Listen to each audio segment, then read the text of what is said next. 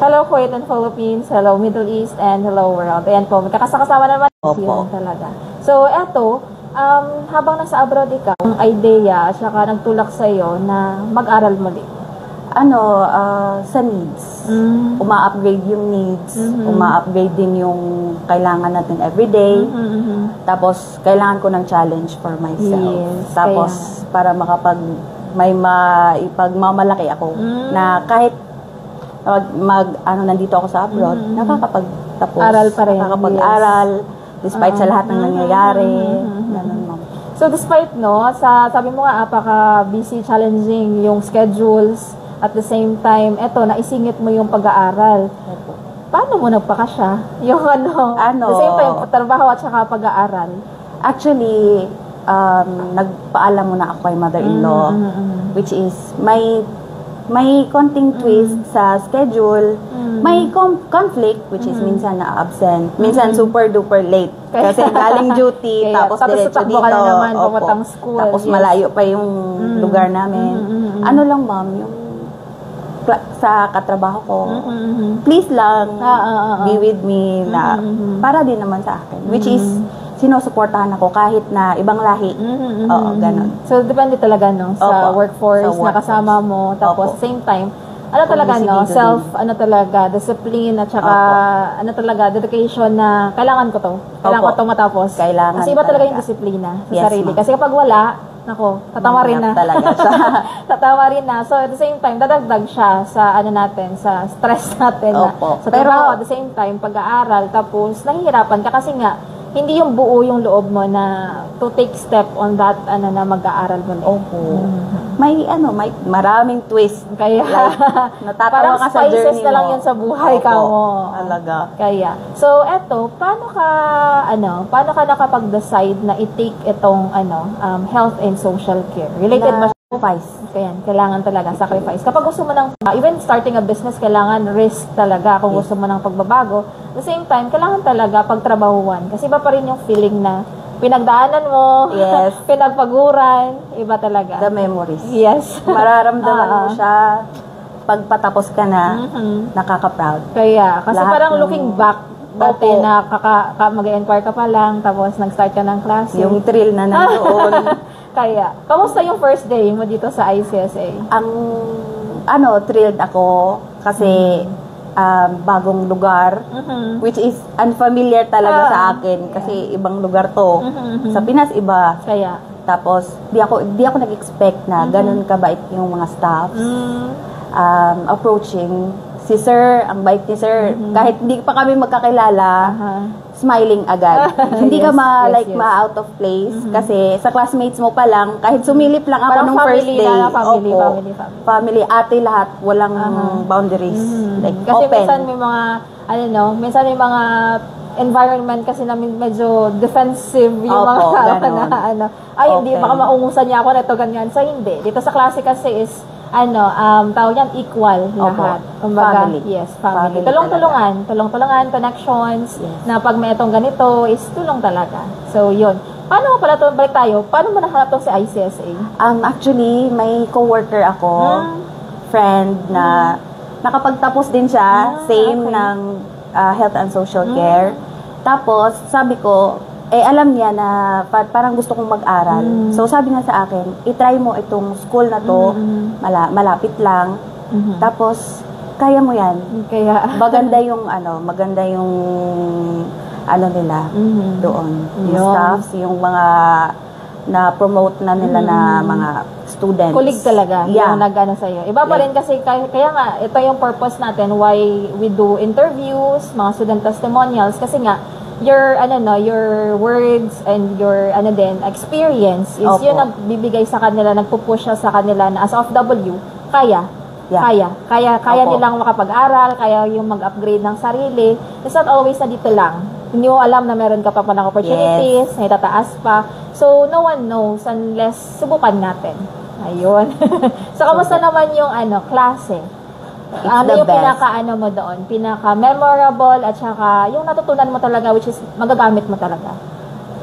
Marami. Like, sa lahat ng gusto kong ma-learn, gusto kong ma-refresh yung mga natutunan ko last time, na-refresh siya sa tulong na din ni Sir Mark. Which is, hindi ka talaga mape-pressure sa loob, ma'am. Kasi, walang awkward. Hindi ka sa mga classmates mo, pag may medyo kulang dito sa mga ginagawa mo sa demo, andyan sila.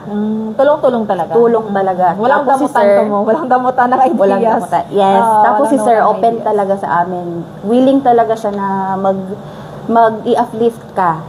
Kaya mo yan, ganyan. Kahit na medyo Kasi natatakot ka. Meron naman talagang challenging. Yeah. Especially from the beginning. Kasi nga, hindi mo alam ano yung expectations ng course. Kasi nga, UK diploma UK diploma. It's different from the diploma na courses sa Pilipinas na curriculum. So it's, switch talaga, na 360 switch talaga na iba. Yung pagtuturo at the same time pag-aaral. So, yun. Eto naman, kamusta naman, yun nga, speaking of your instructor, kamusta naman siya sa guro? At saka Napaka-okay. Ang message natin din. Thank you so much, Sir Mark. Kasi, ang schedule ko talaga, doon talaga yung parang nahihirapan talaga kami. Tapos, tinatanggap mo pa rin yung ibang reasons ko. Kahit late. Pagpasok ko, sir, sorry. Okay, walang problema, gano'n. At least you showed up. You showed up, opo. Tapos magpaalam lang, okay talaga kay sir yan. Kahit na ilang minutes kang malate. Wag lang yung napaka-patapos na. Kasi sa amin, alam ni sir na malayo. Kaya sabi niya walang problema.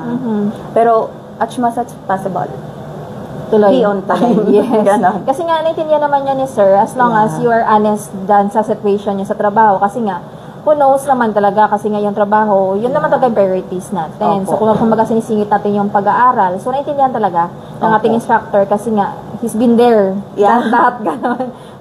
Trabaho rin siya as an OFW. Yun, alam niya talaga yung struggles ng estudyante, juggling between trabaho at the same time pag-aaral. Kasi ang challenging na yun sa part nila. Tapos ipa-pressure mo pa ba yung mga estudyante? Hindi na, walang stress. Walang stress talaga. Yung motto ni Sir is Enjoy walang lang. stress. Enjoy. Huwag masyadong magpaka-stress ang sarili. Kasi stress na sa trabaho, mas stress na sa pag-aaral. Kailangan lighten ang mode natin pag sa pag-aaral. So, ayan. Ano naman yung mensahe mo sa mga natira mong kaklase? Sa course? Kaya niyo yan. Nakaya namin, so kaya niyo din yan. Iba-iba man yung estado ng work, iba-iba man yung estado ng natin dito, situation natin sa trabaho, sa bahay. Huwag kayong mag-alala, matatapos nyo yan. Yes. Okay, support lang kami, mga alumni nyo. Nandito lang kami. Pag may problema, huwag lang yung ibang problema sa modules or may ibang tanong, okay lang. Andito lang kami. Yun. As your seniors. Yes. Yan yung inaantay nila actually. Support. Kasi nga sa Support, bawat isa, support either, tapos kahit yung mga alumni na dati, na nagme-message yan dito, ma'am, baka may mga graduates na gustong magtrabaho dito, ganyan. Okay. So, tulong-tulong. Walang damutan actually sa mga graduates at alumni na mga ICSA kasi nga, sino man magtutulong sa atin, kasi tayo lang din. So, yung mga connections na yun, yung iba nasa ibang bansa na, they are messaging na, ma'am, eto, ganito, ganyan, meron kaming kailangan na trabaho, direct hiring, pwede silang mag-apply. So, yun, tulong-tulong talaga. So, yan, sa ating din, aspiring, mga kapwa mo dati na naghahanap din ng, ng school, sa tsaka course na gusto nilang i-enroll, pero, doubtful pa rin to take a step forward na yun, makapag-enroll, makapag-upgrade sa sarili. So, ano yung message mo as a fellow OFW din? Para sa inyong lahat na willing talaga, sacrifice is the key to success.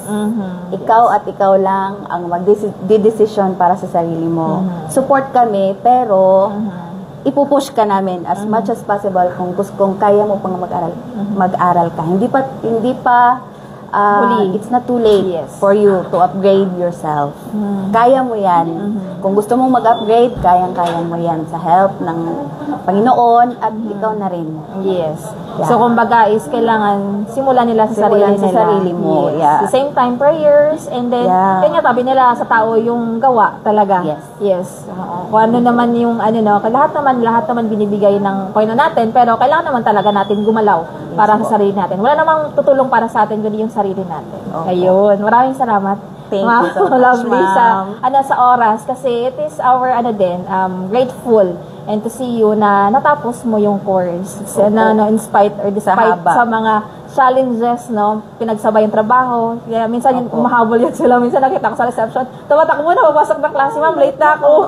Sorry, late ma'am. na ako. Sige lang, sabi ko, pasok lang. Basta you showed up sa klase, yun ang importante. Yun pa rin, willing to upgrade yourself to finish what have you started, kumbaga. Andun naman talaga yung challenges. Opo. It's part of the spice talaga ng pag-aaral at the same time development. Ayun. So maraming salamat at sa mga kababayan natin din na gusto at magplano na mag-enroll pero yun pa rin nag-aalangan. So take this step kasi nga this small step na yun, pag-i-inquire, pag-alam ng mga courses, bisita kayo dito. Kung ano yung mga questions and clarifications, pwede kayo namin i-assist. So yan po, for more details, pwede kayo mag-message dito sa comment box below natin. Hindi kaya mag-message sa ating WhatsApp number, +965-930-2850. Kaya maraming salamat and maraming salamat din ulit, Ma'am Lovely, sa pag-unlock dito sa ating interview. And yan, sa mga kabayan natin, God bless you everyone and see you sa ating mga new students joining this coming month of July. So maraming salamat and God bless you po.